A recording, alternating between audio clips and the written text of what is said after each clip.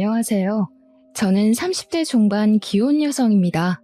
따분한 시간이 길어지다 보니 지난날 무서웠던 사고가 떠올라 이리 사연이라도 올려봅니다. 좋은 이야기도 아닌데 동네방네 들려드리는 것이 맞는지 고민 많이 했는데요.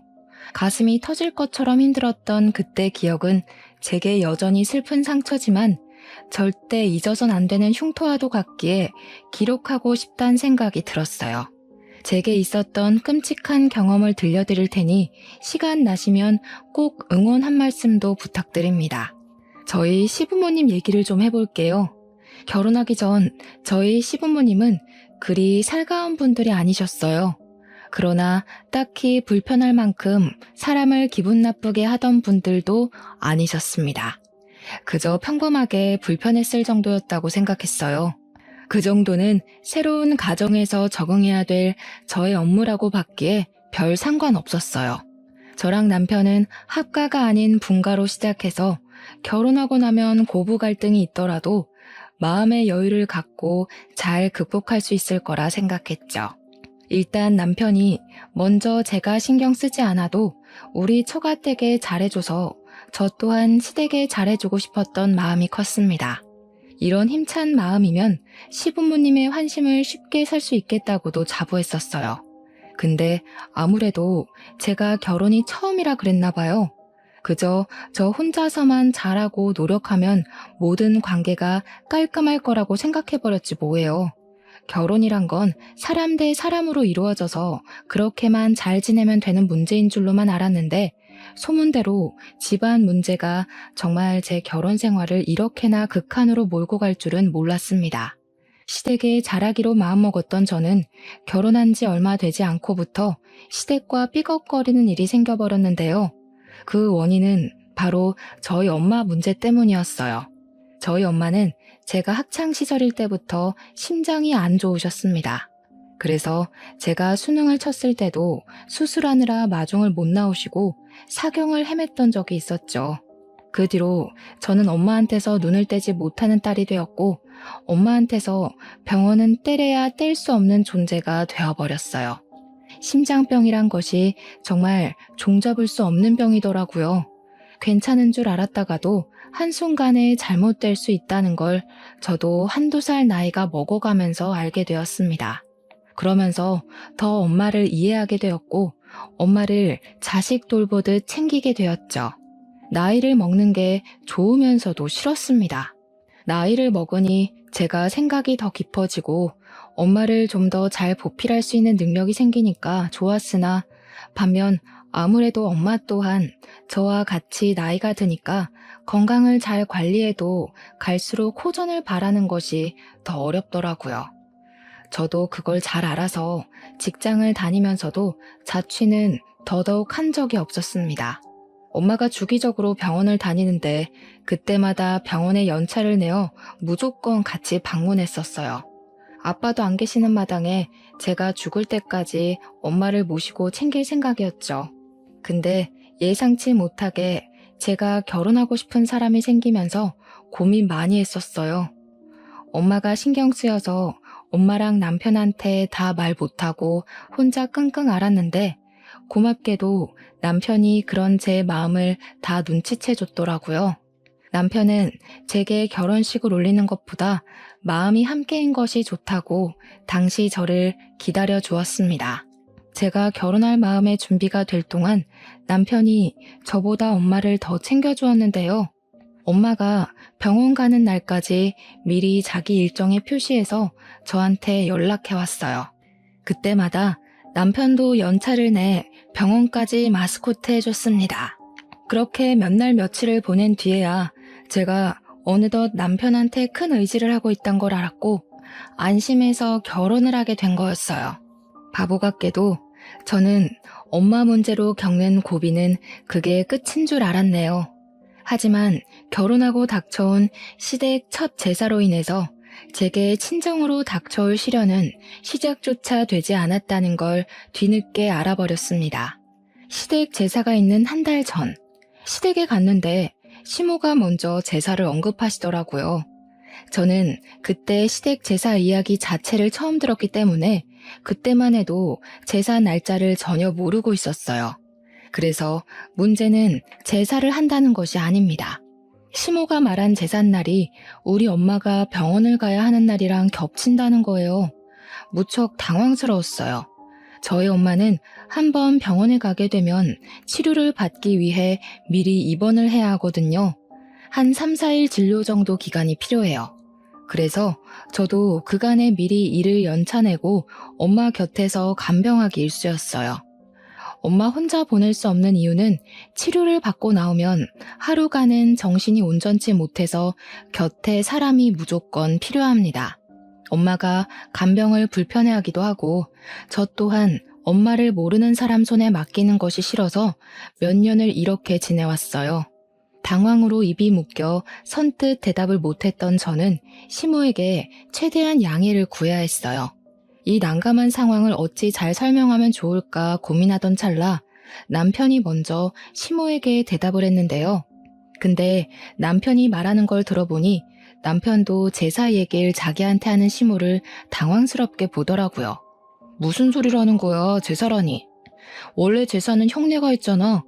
여태까지 제사를 해본 적이 없는데 갑자기 왜 나한테 제사를 하래. 너네 형 지방으로 이사 갔잖니. 못 들었어? 발령 났다더라. 네 형이 없으니까 당연히 네가 챙겨야 할 거 아니냐. 우리가 이 늙은 몸을 이끌고 몇 시간이나 걸리는 거리를 왔다 갔다 하리? 며느리까지 새로 들어왔으니 이제 가장일 좀 해야지. 듣자 하니 원래 제사는 장남인 아주버님네에서 다 했나 보더라고요. 시부모님이 직접 아주버님네까지 가서 함께 지낸 것 같았습니다. 이제 아주버님이 지방으로 가버리고 없으니 제 남편 보고 아주버님이 했던 것 모두 도맡으라는 것이 시모의 통보였어요. 남편도 이 사실을 저처럼 그날 처음 들었던지라 저한테 그 어떤 언질도 못 해줬습니다. 그래서 제게 결혼 전이나 신혼초 때도 딱히 집안 행사에 대해서 언급한 적이 없었고 뭐든 우리 친정 행사가 우선이라고 말해줬었겠죠. 어쩌면 남편 입장도 아주 당황스러웠을 거예요. 아주버님네는 우리 결혼식 할 때 이미 지방으로 발령나서 이사를 마친 상태였다고 합니다. 그 사실도 남편이 몰랐다고 하니 그건 형제간에 좀 너무했지 않나 싶네요. 먼 친척도 아니고 형제 사이인데 같은 서울에 살다가 이사를 가는 거면 지방으로 이사 간다고 말해줘야 되는 거 아닌가요? 설령 바빠서 깜빡해서 못해줬다고 하면 결혼식 때라도 말해줄 수 있었던 거잖아요. 저 혼자 이해 안 가는 부분이었던지라 둘 사이에 끼지 못하고 그저 입 꾹 닫고 서 있었습니다. 일단 저희 엄마 병원 때문에 이번 제사에 참석이 불가하다는 것부터 말씀드리는 게 급했으니까요. 어쨌거나 앞으로는 제사를 우리 남편이 맡아서 해야 된다는 거잖아요. 시부모님까지 모시고 이건 말 그대로 우겨서 거절하기 애매한 상황이라서 일단 남편이 수긍하는 듯 했습니다. 그럼에도 저와의 약속은 지키고 싶었는지 제 편의를 봐주려고 했어요. 그럼 나만 제사 참여할게. 와이프는 장모님 병원 때문에 안 돼. 미리 잡은 일정이라 뺄 수도 없고 장모님 심장 치료는 옆에 보호자 없으면 위험한 치료야. 이건 엄마가 양보해줘야 돼. 아들, 네 형이랑 형수가 왜 제사를 도맡아서 했는데 엄마 혼자 음식하고 준비하기에 몸이 안 좋아서 대신해주느라 그랬던 거야. 그런데 며느리를 쏙 빼놓고 하라고? 내가 와이프 하는 몫까지 다 할 거야. 이미 내가 다 약속해준 거라서 엄마가 마음대로 취소 못해.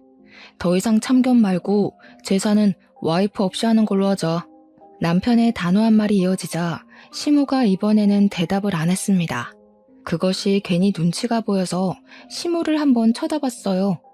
시모는 그저 식탁에 놓인 주전부리들만 들추고 있더군요. 누가 봐도 기분 언짢다는 내색인 듯 했지만 어쩌겠습니까? 시모한테 죄송한 짓을 저지를 수밖에 없었어요. 그리고 시댁 제사 당일이 되었습니다. 그 어느 때보다 무거운 마음으로 엄마 병원을 가야 했어요. 그래도 남편의 감사한 배려로 엄마를 챙길 수 있다는 것 자체가 다행이라 생각하며 마음을 편히 가지려 했습니다. 그 바람에 미안하게도 남편은 혼자서 처음 해보는 제사에 참석을 하게 되었죠. 그리고 그날 남편이 제사를 끝내고 시댁에서 자지 않고 새벽 늦게 우리 엄마 병실을 찾아왔어요. 그 기척에 너무 놀라서 피곤한데 뭐하러 왔냐고 했더니 자기 고생한 거 생각도 안 하고 참 기특한 소리를 하는 거 아니겠습니까? 내가 태워다 주기로 했는데 장모님이랑 약속 못 지켰잖아. 미안해서 얼굴이라도 뵈려고 왔지. 아무래도 내일 인사드리는 게 좋겠지? 엄마랑 약속 못 지킨 것이 내내 마음에 걸려서 그 새벽에 이 먼 길을 달려왔다는 남편의 말에 정말 감동받았습니다. 남편의 마음이 너무 갸륵해서 그 때문에 혼자 제사를 고생한 남편에게 더 미안했어요.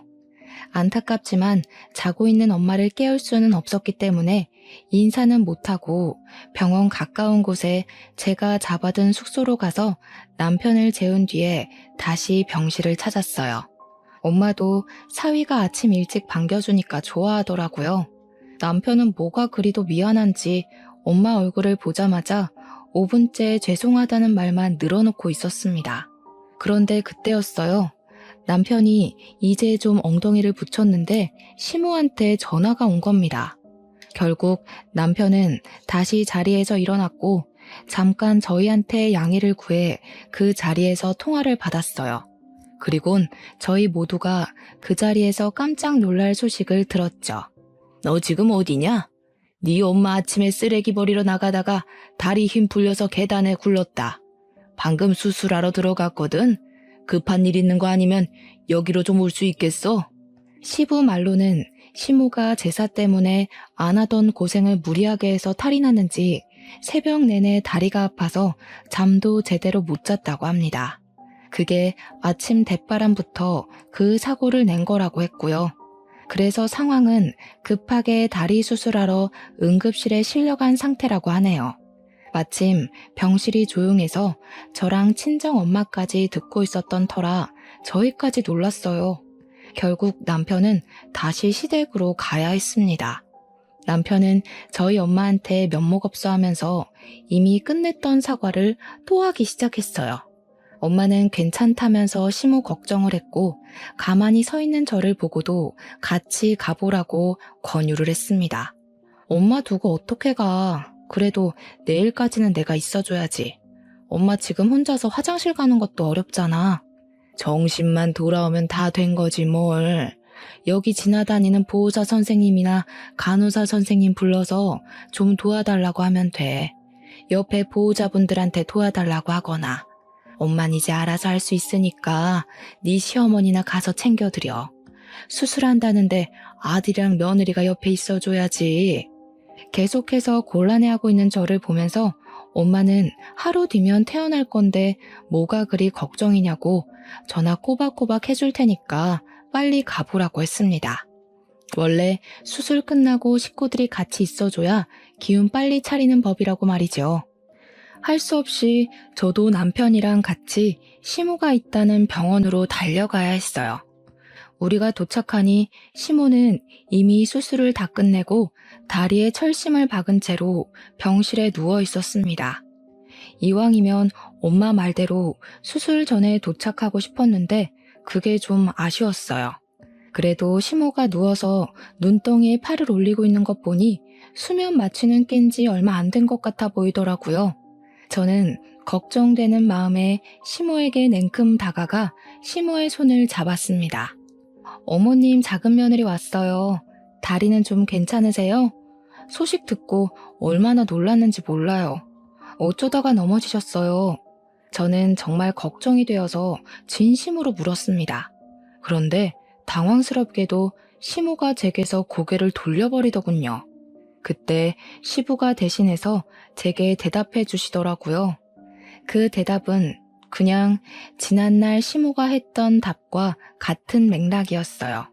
시모가 원래 몸이 불편해서 제사를 아주버님 댁에서 했다는 것, 음식도 형님이 다 한 것이요.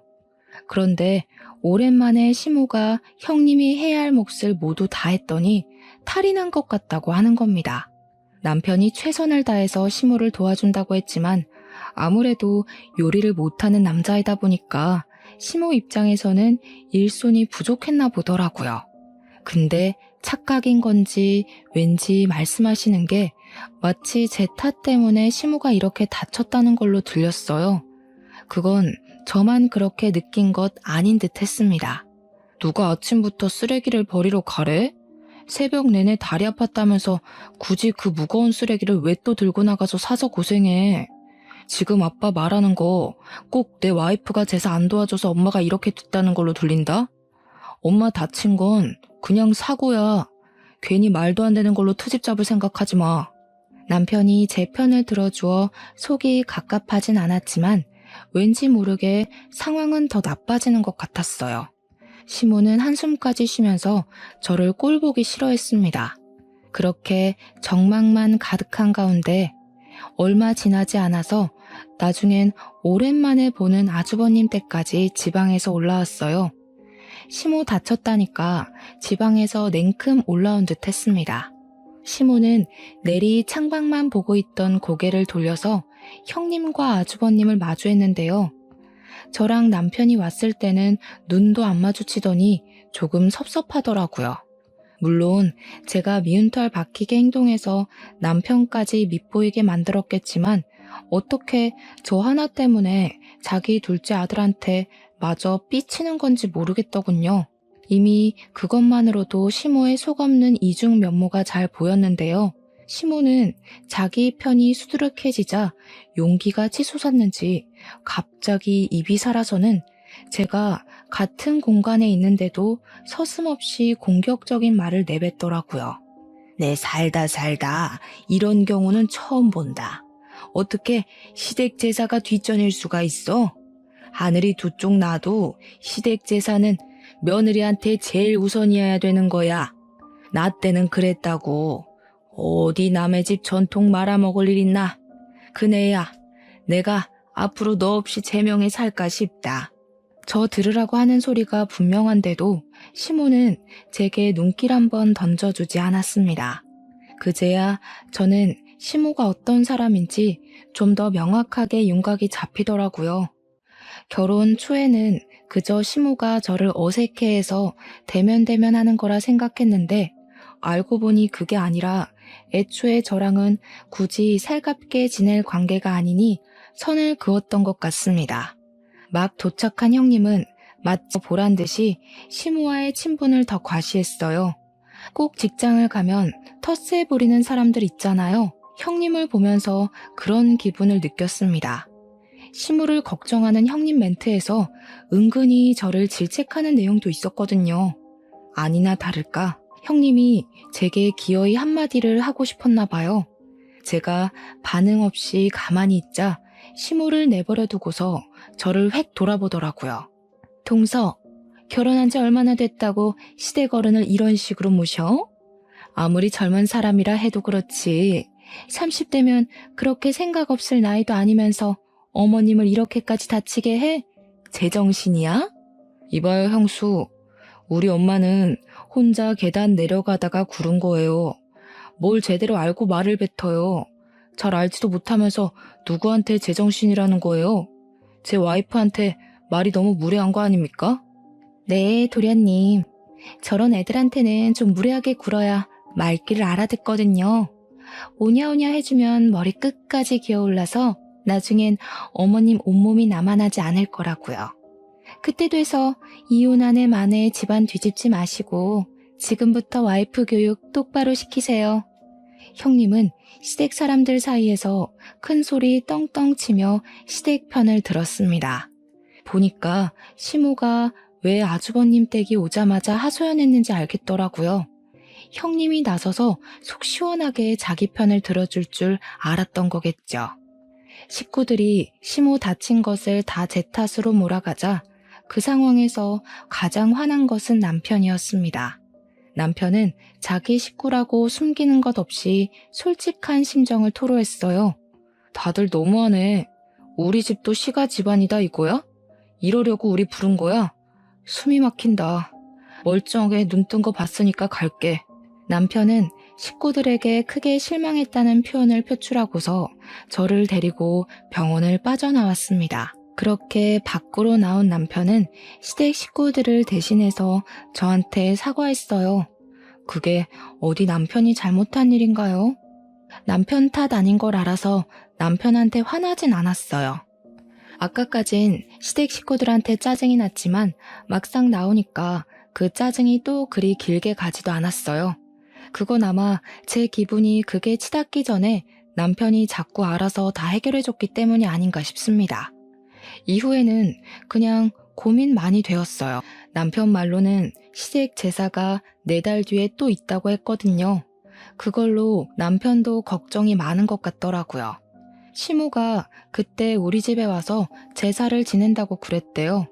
물론 남편은 그 제사도 제가 원하지 않으면 자기가 혼자 한다고 했습니다.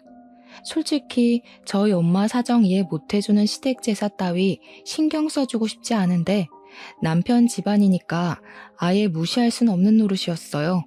그렇지만 역시나 시댁 얼굴을 안 보게 살 게 아니기 때문에 남편을 위해서라도 괜찮다고 다음엔 같이 하자고 했습니다. 그날 이후 왠지 모르게 마음 편할 날이 없었어요. 시모 다리 다친 것 때문에 자주는 못해도 가끔은 시댁을 들여다봐야 될 것 같다고 남편한테 말하면 남편이 그냥 신경 꺼도 된다고 하더라고요. 그래서 그냥 시댁에 전화를 걸어보면 시모는 전화를 안 받으시고 시부는 괜찮다고만 하며 전화를 빨리 끊기만 했습니다. 근데 어느 날엔 제가 참 속상한 소리를 수화기 너머로 듣게 되었었는데요. 또 전화 왔어? 할 일이 그렇게나 없나? 제삿날만 콕 집어서 잘만 빼먹더니 허구한 날 놀고 먹나 보네. 절대 오라고 하지 마소.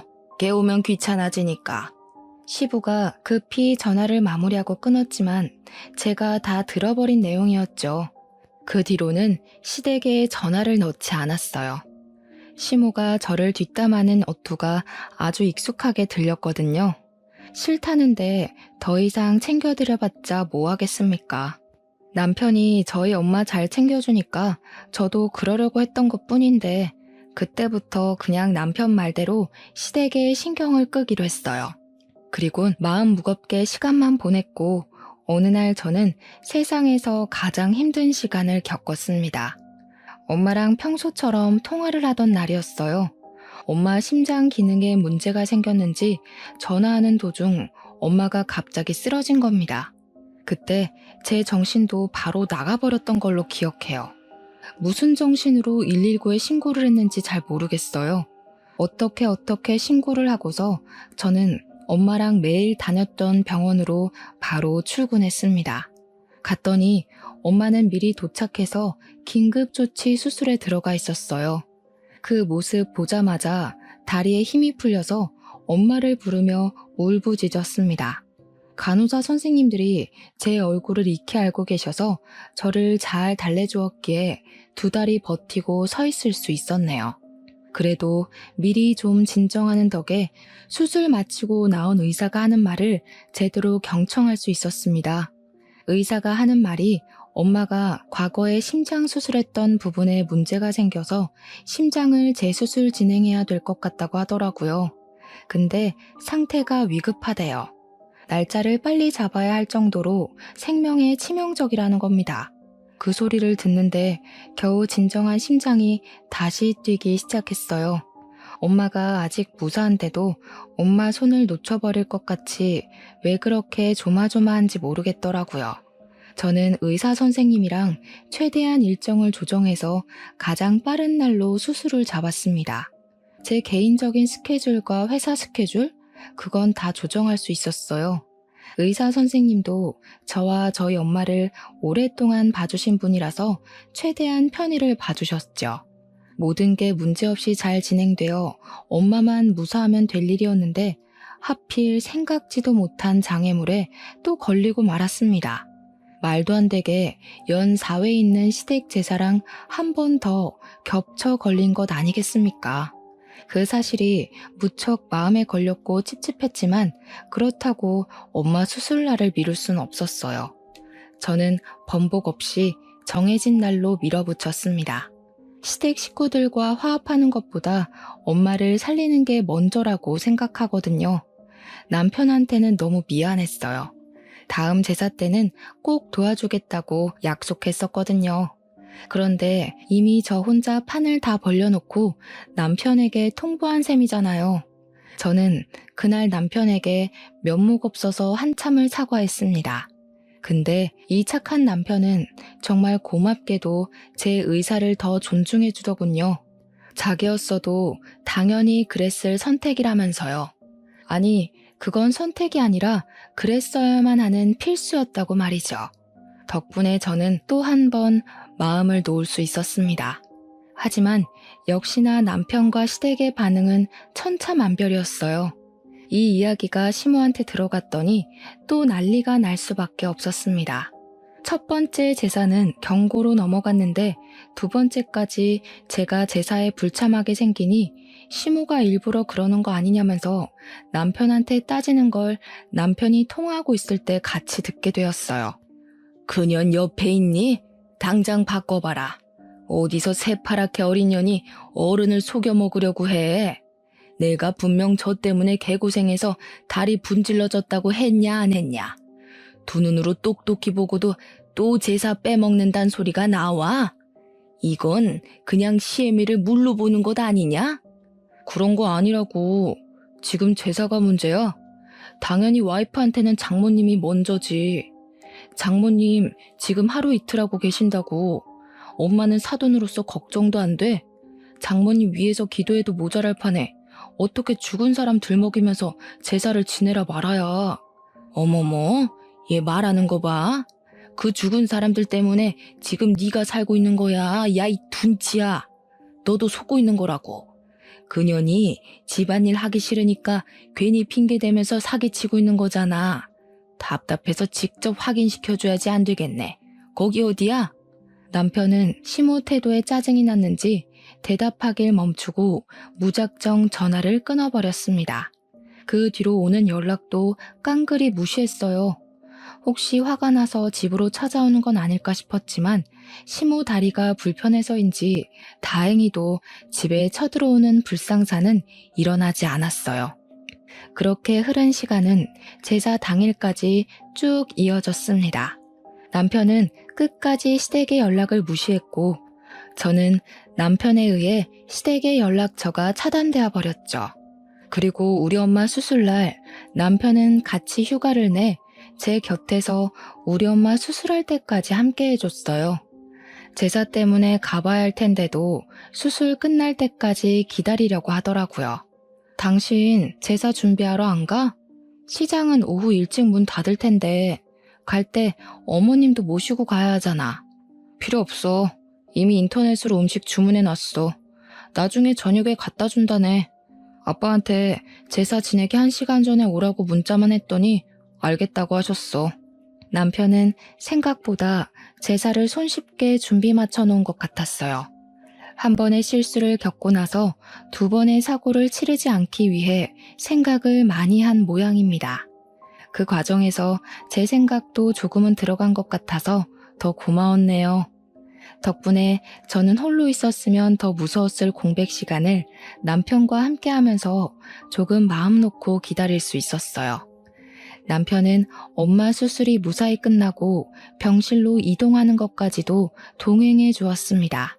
저희 시댁은 제사를 밤 10시쯤에 한다고 하더라고요. 그래서 남편은 병원에서 8시 30분에 출발을 하기로 하고 마음껏 저희 엄마 곁을 지켜줬어요. 한참 그렇게 같이 있다가 오후 7시가 지날 무렵 남편은 잠깐 근무 전화 받으러 자리 비웠고 저도 화장실을 다녀왔습니다. 의사 선생님 말이 수술 너무 잘 됐다고 예전처럼 예고 없이 쓰러지는 경우는 줄 거라고 하더라고요. 그 소리를 듣는데 얼마나 가슴을 쓸어내렸는지 몰라요. 엄마가 잘 견뎌준 게 가장 고마운 일이었기에 깨어나면 꼭 고생 많았다고 안아줄 생각을 했습니다. 그 잠깐도 못 견디고 엄마가 보고 싶어 얼른 화장실을 나섰어요. 다시 병실 돌아가는데 임직원들이 우리 엄마 병실 앞에 모여 있었습니다. 처음엔 우리 병실이 아닌가 착각했거든요. 근데 맞더라고요. 우리 병실 간호사 선생님이 저를 급히 찾는 거 아니겠습니까? 저 덩달아 놀라서 황급히 간호사 선생님을 따라 들어갔습니다. 눈앞에 보이는 광경은 제 심장이 다 멎을 정도로 처참했어요. 의사 선생님이 저희 엄마를 살리려고 심폐소생을 하고 계시더라고요. 저 그날 엄마 잃는 줄 알고 얼마나 울었는지 모릅니다. 오열하면서 엄마를 수도 없이 불렀어요. 그러자 뒤늦게 나타난 남편 또한 상황을 보고 놀랐는지 급하게 들어온 모습이 역력했습니다. 그런 와중에도 잡아주는 남편의 부축을 받고서 저는 더욱 정신을 못 차렸네요. 다행히도 엄마는 호흡이 돌아왔습니다. 의사 선생님 두 분이 계셨는데 그제야 한숨 돌리시면서 발을 동동 굴리는 제 앞으로 다가오시더라고요. 저는 두 선생님께 정말 감사하다고 넙죽 절을 했습니다. 그런데 의사 선생님이 잔뜩 성이 나서는 저한테 호통을 치시더라고요. 그러면서 하는 소리가 저를 무척 당황스럽게 했어요. 아까 그분은 보호자분 가족이세요? 대체 정신머리가 어떻게 되어 있길래 호흡기 스위치에 손댈 수 있단 말입니까? 지금 환자 죽을 뻔했습니다. 우리 간호사가 그 보호자분 낌새 눈치 못 챘으면 돌이킬 수 없을 뻔했다고요. 의사 선생님이 하시는 말도 안 되는 말에 저 또한 덩달아 놀라서 그게 무슨 소리냐고 물었습니다. 그러니 의사 선생님은 더 설명하기도 진이 빠진다는 듯 간호사에게 뒷일을 맡기곤 병실을 터덜터덜 나가셨어요. 심폐소생술로 기운을 다 뺀 것보다도 말도 안 되는 일 때문에 받은 충격이 더 커서 더 기운 빠진 것 같은 느낌이 들었습니다. 일단 저는 의사 선생님이 해주신 말뜻을 얼른 알고 싶어서 간호사 선생님께 물었어요. 그러자 간호사 선생님이 자세히 설명해 주길 아까 저랑 남편 말고 처음 보는 사람이 찾아왔었대요. 와서는 우리 엄마 상태에 대해 묻더니 진짜 아픈 거 맞냐고 확인했다네요. 혹시 직원 누구한테 돈 찔러주고 아픈 척 누워있는 거 아니냐고 했다는 겁니다.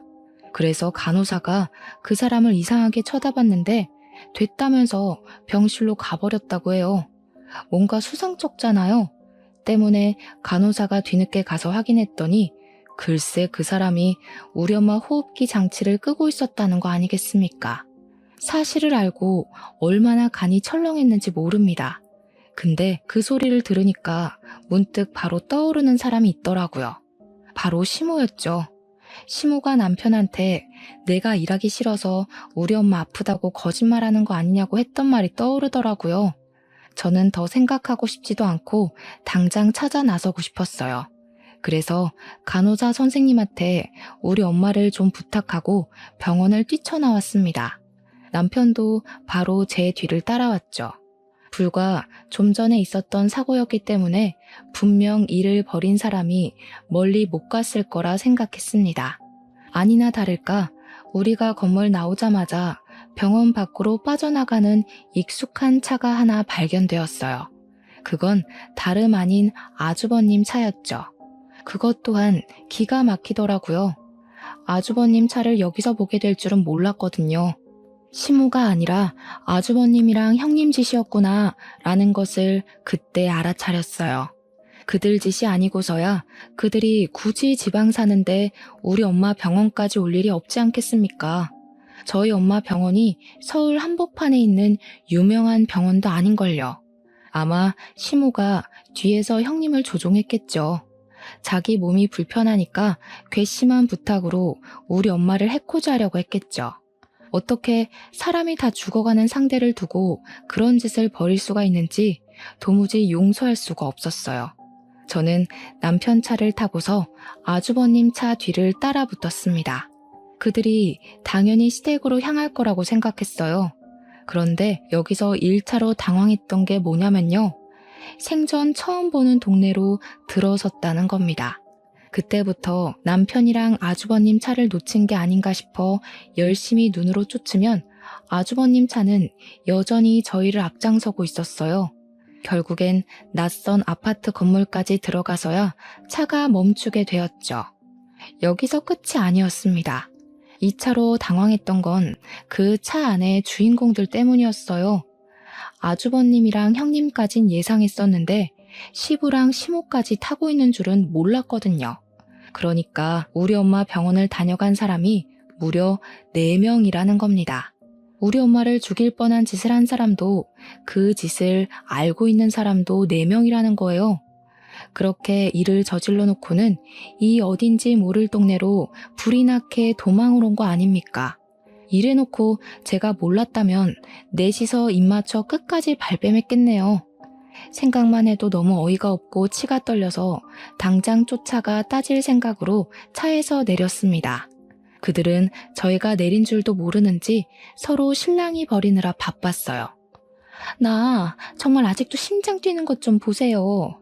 어머님이 분명 동서 어머님 아픈 거 거짓말일 거라고 하셨잖아요. 그런데 진짜 저 살인자 될 뻔했다고요. 이거 걸리면 어떻게 되는지 아세요? 저 잘못되면 어머님이 다 책임지셔야 돼요. 알겠어요? 얘가 왜 남의 탓을 해? 내가 올라가서 진짜 아픈지 아닌지 확인만 해보라고 했지. 누가 기계를 꺼보라고 하든? 그거 하나를 못 알아봐서 그런 무식한 짓을 저지르냐? 무식한 네 머리통을 탓해. 나는 모르는 일이다. 네? 여태까지 제가 얼마나 도와드렸는데 이렇게 나오시면 안 되죠. 저는 어머님의 꼭두각시였을 뿐이에요. 제 자의로 한 건 아무것도 없다고요. 자꾸 모른 척 하시면 어머님이 동서 부려먹으려고 사기친 거 제가 다 까발릴 거예요.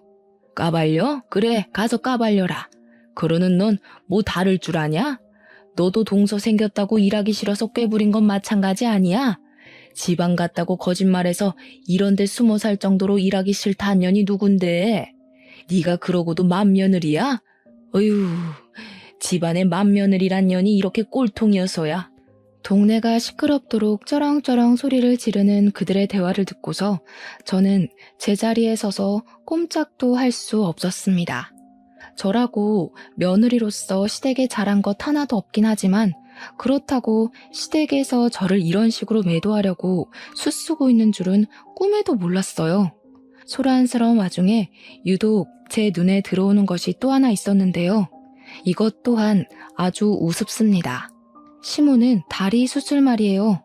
시모가 계단에서 굴러 수술을 하는 바람에 평소 지팡이가 없으면 잘 걷지도 못하는 처지가 되어버렸다고 했었거든요. 그런데 양다리를 아주 건강하게 꼿꼿하게 세운 채로 형님을 몰아붙이고 있더라고요. 그러니까 시모 다리 사기라는 거네요. 그리고 모르는 동네인 줄로만 알았던 이 아파트. 어딘가 했더니 아주버님 댁이었다는 걸 운 좋게 알아버렸어요. 말했다시피 아주버님은 지방으로 이사 갔던 게 아니라 시댁 일하기 싫어했던 형님이 이제 동서 생겼다는 이유로 시댁 집안일에 손 터는 바람에 지방으로 이사 간 척 숨기고 살았던 거라는 거죠. 이것도 역시 사기라는 거고요. 참 시모랑 형님이랑 어떻게 된 게 마음은 잘 맞았나 봅니다. 그러나 마음 잘 통해서 계획은 좋았지만 실천에서 영 엉망진창인 게 둘은 손발 안 맞는 짝인 게 증명된 셈이네요. 아마 제가 본인들 뜻대로 움직여지지 않아서 많이 당황했을 겁니다. 저한테 아픈 엄마가 있을 거란 변수는 생각 못했겠죠. 제가 엄마 때문에 자꾸 며느리 노릇을 못해 보이니 그게 자기들처럼 머리 써서 사기치는 줄 알았나 봐요. 그래서 우리 엄마가 거짓말로 심장 질환 있는 척 한 걸까봐 병원까지 확인하러 가게 된 것 같습니다. 너무 하찮은 사람들이 아닙니까?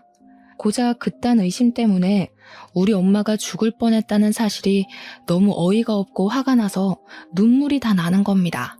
마찬가지로 식구들의 대화를 같이 듣고 있던 남편도 식구들한테 열받았는지 저보다 남편이 먼저 식구들 앞에 모습을 드러내버렸어요. 남편은 밑도 끝도 없이 달려들어 담배 피고 있는 아주버님을 잡아 주먹을 날렸습니다. 이런 쓰레기 집안을 달고 다닐 바엔 차라리 고아가 낫겠다. 당신들이 사람이야? 그래도 가족이라서 한편으로는 제발 아니길 바랬는데 결국 끝까지 최악을 보여주네. 당신이 뭔 짓을 했는지 알아? 살인 미수를 공모한 거나 마찬가지야. 그제야 다들 저랑 남편을 발견했습니다. 시무랑 형님이 가장 기겁하더라고요. 저와 눈이 마주치자마자 우왕좌왕하던 형님은 일단 아주버님을 패고 있는 남편을 말렸습니다. 그 사이 저는 화가 난 채로 시모 앞에 다가서서 손으로 시모 수술했다는 쪽 바지춤을 잡아 올렸어요. 아주 매끈한 다리가 드러나더라고요. 얼굴 빨개진 시모가 뭐하는 짓이냐고 뒤로 물러나는 거 있죠. 제사가 얼마나 좋으시면 스스로 제삿날을 앞당기실까. 빨리 명달고 싶어 안달나셨나봐요. 어머님, 살인미수 방조한 거 아시죠? 그것도 그거대로 처벌 가능한 것도 알고 사주한 걸 테고요. 어머님이 남편 전화로 우리 엄마가 아프다고 쇼하는 중이라 소리쳤던 거 증거로 제출하면 돼요. 병원 들락거린 CCTV도 있을 건데. 뭐야? 이젠 하다못해 시애미 협박까지 해? 그래, 이참에 제대로 따져보자. 너야말로 며느리로 들어와서 시댁에 한 게 뭐 있냐? 호구한 날 내 아들 데리고 친정만 들락거리지 않았어? 내 아들이 네 죽놈이야? 아, 그래서 우리 엄마가 빨리 죽고 없길 바랬어요? 남편이 제 옆에서 고생하는 것 같아서? 제발 정상적인 사고를 좀 하세요. 저야말로 시댁에 종살이 하려고 결혼한 거 아니거든요? 내가 당신 집 제사에나 목숨 걸려고 결혼한 줄 알아? 우리 엄마 목숨이 왔다 갔다 하는데 당신 죽은 조상들이나 챙기자고 결혼한 줄 아냐고. 아무래도 저 또한 이 사람들 때문에 엄마가 죽을 뻔했다는 사실이 눈에 아른거려서 정신을 못 차렸던 것 같습니다. 저는 끝내 이성을 놓고 울부짖었네요.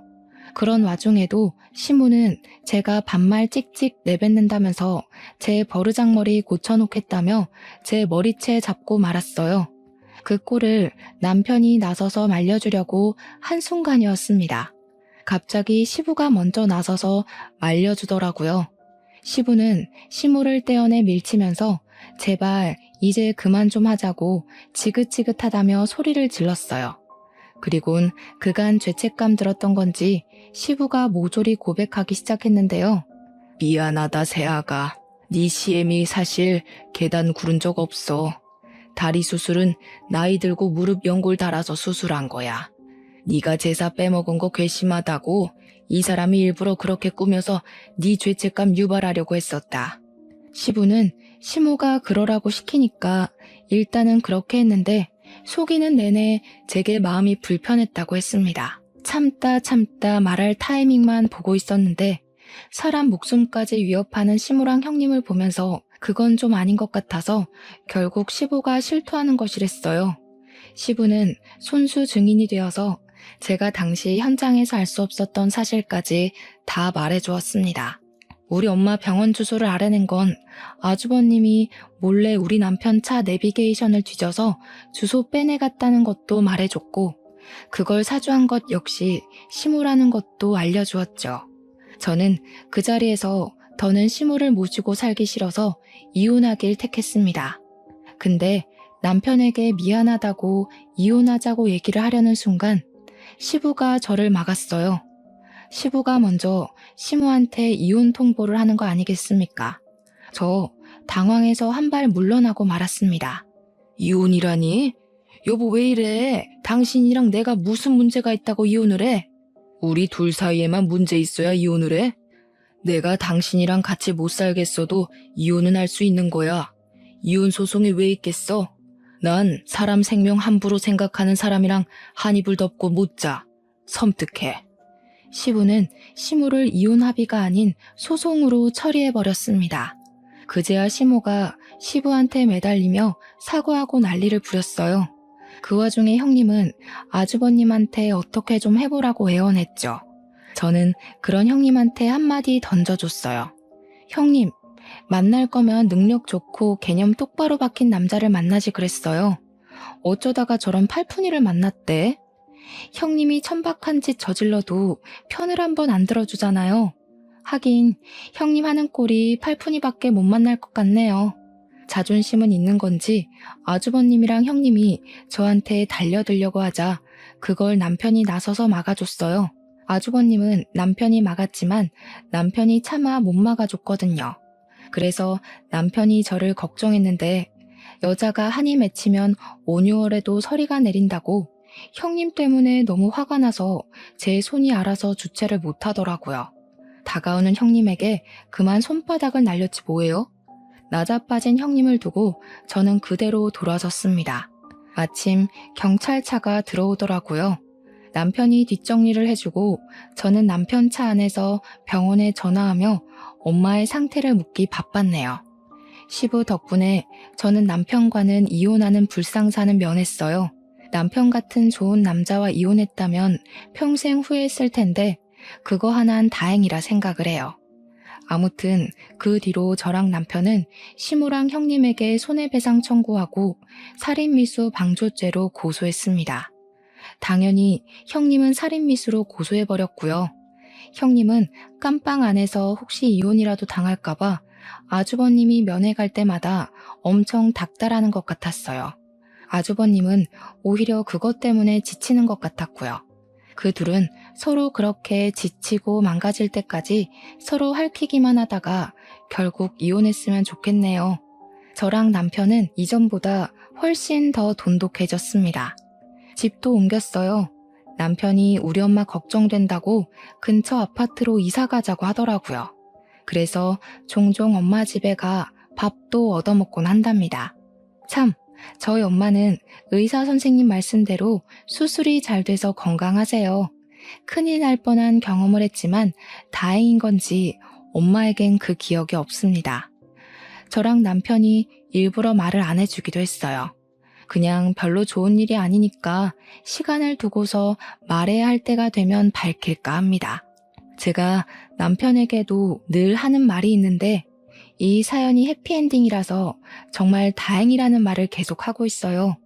혹여라도 엄마가 잘못되었다면 그 사람들이 감방 갔더라도 제겐 해피엔딩이 아니잖아요. 이렇게 잘 살고 있다고 끝낼 수 있어서 얼마나 안심이 되는지 모릅니다. 앞으로의 제 인생도 늘 해피엔딩이었으면 좋겠네요. 당연히 여러분들의 인생도 마찬가지로요. 바쁜 시간 내주셨죠? 그래서 복 받으실 거예요. 너무 감사드립니다.